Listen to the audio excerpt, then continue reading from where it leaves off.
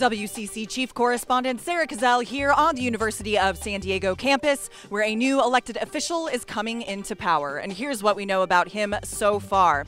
His name is TJ Hodges. He is a cross-country runner for USD, and he is the new student body president. Let's learn more about President Hodges.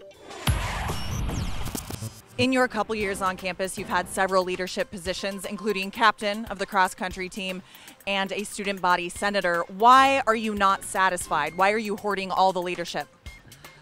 You know what? I think it's honestly just about doing what's best and trying to use my experience to take the next level. But ultimately, it's not something I'm trying to pursue. It's more of a mission and a goal to just try to do what's best for the university and to try to help in any way I can.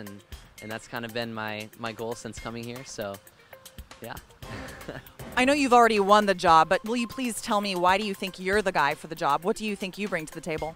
Well, I think being a student athlete certainly helps bring a certain aspect to the role that hasn't been here on campus in a while. But last year I had the chance to be a resident assistant for a freshman dorm, and just hearing about the struggles and the complaints of students, but also the victories and the successes that they've had, really kind of inspired me to believe in myself and also believe that I could really do something to help those students and help the greater community.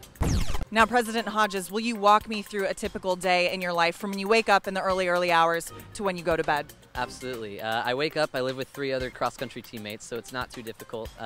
We wake up at about 6 a.m. in the morning for our practice, which is usually about 2.5 hours long. We'll have breakfast after that as a team at the dining hall, which is just a great way to kind of transition into the day. At that point, I'll go up to the AS offices.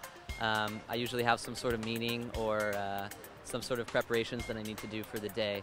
I'll have obviously a couple classes, still have to be a student, and then we'll have usually a weights practice in the middle of the day, and then back to AS, and just kind of bounces back and forth between AS appointments and classroom appointments at that point. So a lot of free time to just hang out? Not too much, no, but I wouldn't have it any other way.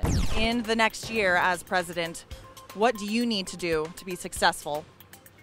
I think a lot of that has to do with what I campaigned on, which was trying to make USD a little more affordable for students. So that doesn't just include tuition, which honestly, nationally, tuition has been on the rise everywhere. That's not specifically a USD problem, but it is.